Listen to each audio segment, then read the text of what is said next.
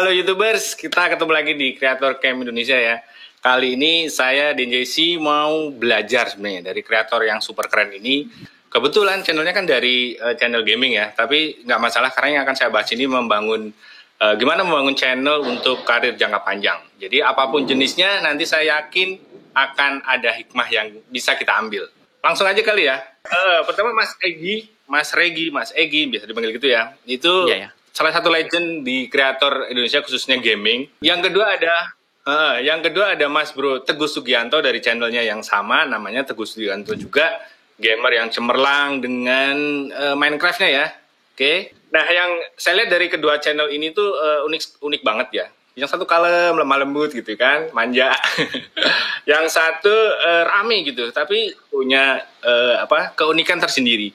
Apa sih yang dulu dipikirkan saat membuat channel? Apakah sudah punya bayangan bakal bisa gede seperti sekarang, atau memang sudah punya kayak target, goal, kemudian dikejar? Monggo Mas. Dulu itu pertama kali mau buat YouTube channel, pastinya harus punya inspirasi dulu ya kah?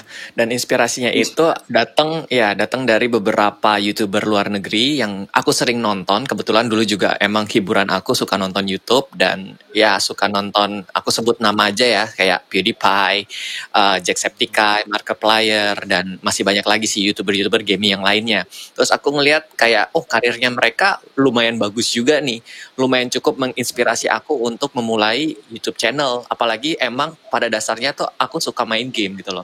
Ya udah, aku mulai terlebih dahulu untuk membuat YouTube channel, dan perlahan-lahan aku coba untuk ambil format yang ada di luar negeri karena mereka kan, aku inspirasinya dari mereka kan. Jadi aku coba untuk formatnya mereka adalah 1 hari 1 video. Dan sebenarnya tujuannya adalah mau mencoba aja. Jadi aku nggak pernah kepikiran bisa mendapatkan, sampai sekarang itu udah ada 15 juta subscriber, nggak pernah kepikiran sama sekali. Kayak aku aja mikir 100.000 subscriber aja itu dulu mustahil banget. Tapi ternyata bisa juga terlewati, bisa juga dicapai dengan baik gitu.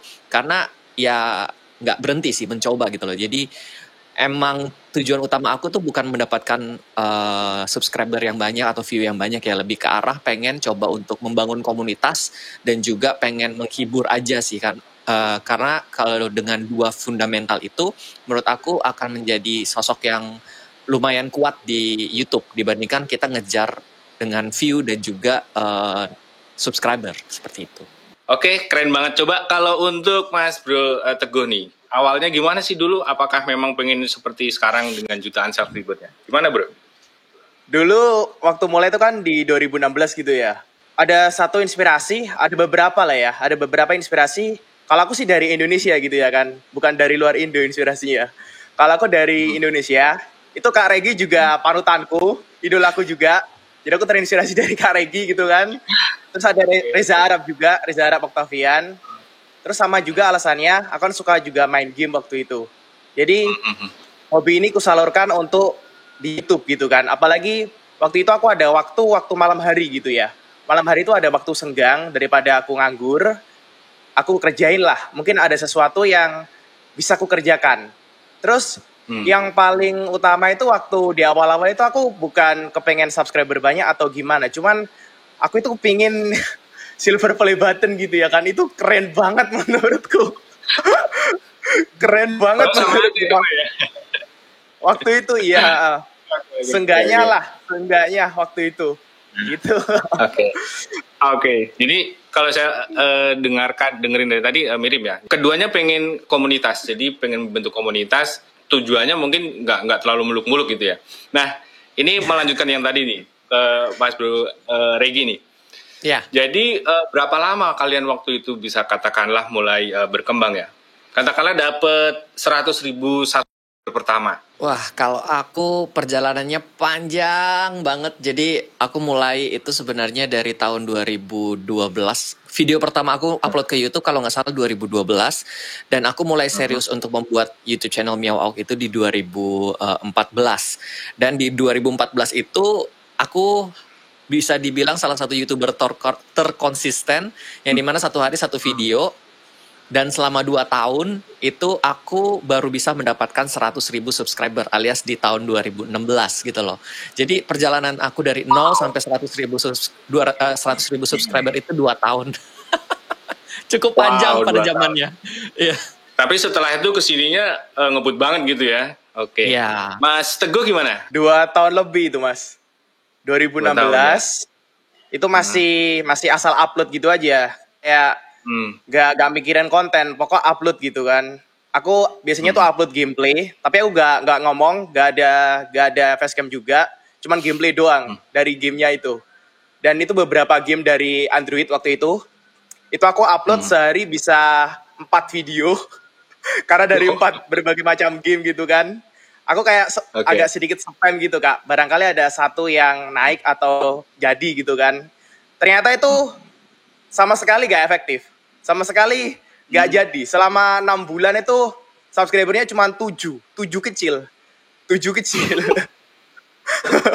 Terus akhirnya waktu itu aku mutusin untuk pindah konten. Maksudnya untuk lebih fokus lagi. Aku pakai facecam, aku ngomong, aku jelasin gamenya, cara mainnya. Waktu itu di awal-awal 2016 aku main Clash Royale waktu itu Kak. Sampai akhirnya di 2018 akhirnya 100.000. Jadi sebenarnya perjuangannya lumayan ya. Ini pertanyaan yang banyak banget nih. Teman-teman yang ada di sini mohon dicatat ya. Karena pertanyaan ini adalah pertanyaan yang sebenarnya menjadi kunci kan. Kalau tadi Bro Egy sama Mas Teguh punya jalan hidup dan caranya tersendiri gitu kan. Tapi sebenarnya ada satu hal kalau kita hubungannya dengan komunitas. Pertanyaannya, ini mau dijawab jujur boleh, jawab sombong juga boleh gitu kan. Kira-kira penonton mau subscribe ke channelnya masing-masing itu karena mereka kenapa gitu? Alasannya apa gitu? Ya mungkin mereka merasa terhibur. Kalau Egy gimana? Kalau aku sendiri sebenarnya aku juga masih bingung ya kenapa subscriber aku bisa 15 juta. Cuman kalau misalnya aku tanya nih, biasanya ke beberapa orang yang misalnya ketemu aku di jalan, terus aku tanya sebenarnya kamu kenapa sih suka Meow Auk sendiri? Yang pertama itu biasanya yang paling jujur mereka bilang adalah karena aku nggak toksik. Dan karena aku nggak toksik, mereka dibolehin untuk tonton. Nggak tahu sih itu bagus atau nggak ya. Padahal kan aku sendiri tuh sebenarnya kan nggak mau dibilang lucu nggak, mau dibilang entertain banget juga nggak. Tapi mungkin yang penonton aku bisa rasakan dan apa yang aku analisa adalah aku orangnya adalah seseorang yang ketika aku terjun di satu game, aku akan selesain game tersebut. Jadi mereka pasti percaya sama aku ketika aku main satu game itu aku akan tamatin. Dengan pembawaan aku yang mungkin lebih friendly, lebih nggak terlalu meledak-meledak. Terus nggak terlalu banyak ngejokesnya dan juga nggak banyak nggak toksik lah istilahnya. Ketika mereka nonton pun mereka bisa di mana aja, kapan aja seperti itu. Oke, satu menghibur, satu karena kekalemannya justru ya. Tapi yang pasti dua-duanya karena personality kalau saya lihat. Melihat Regi dan lihat Teguhnya.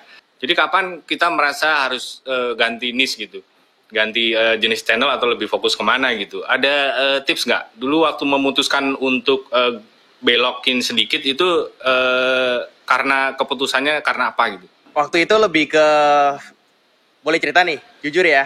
Boleh. Waktu itu boleh. Aku itu bikin PC itu atau build PC gitu ya. Itu budgetnya nggak cukup gitu ya. Cuman 60% kira-kira lah. Soalnya aku ini ngemulai semua nggak pakai dari orang tua, jadi benar-benar dari aku sendiri gitu kan. Terus yang 40% itu aku terpaksa ngutang ke adikku. Nah terus aku janji gitu ya, aku janji ke adikku kalau kira-kira 4 bulan bakal aku kembaliin 40% ini. Ternyata setelah 6 bulan lebih bahkan, itu aku masih belum bisa waktu itu. Terus aku bilang ke dia, ya aku tentunya minta maaf gitu kan, karena aku belum bisa. Sebagai manusia tentunya dia agak marah sih waktu itu. Dia agak marah, soalnya itu kayak bener-bener penghabisan tabungan seluruh hidup gitu loh. Dan akhirnya waktu itu aku mikir, iya ya kenapa ya? Kok bisa aku kayak gini? Apa yang udah aku lakukan? Apa yang harus aku lakukan gitu? Jadi aku memutusin untuk, kalau aku kayak gini terus, aku gak bisa. Aku harus berubah. Aku harus banting setir. Mungkin kalau ada yang menentang arah arus, ada yang ngikutin arah arus, aku bakal cari arusku sendiri. Jadi gitu. Yang jelas masing-masing harus menemukan caranya dan jalan sendiri-sendiri ya. Oke, ini Ya. masalah komunitas, saya yakin teman-teman sudah mendapatkan insight-nya ya. Kalau channel kita mau berkembang, memang basicnya harus komunitas. Ini ada beberapa pertanyaan, tapi sebenarnya tadi udah sempat saya mention juga di pertanyaan saya. Sejauh mana sih untuk mengembangkan bisnisnya? Iya, hal baru yang benar-benar di luar YouTube itu adalah aku punya cita-cita pengen ternak ayam.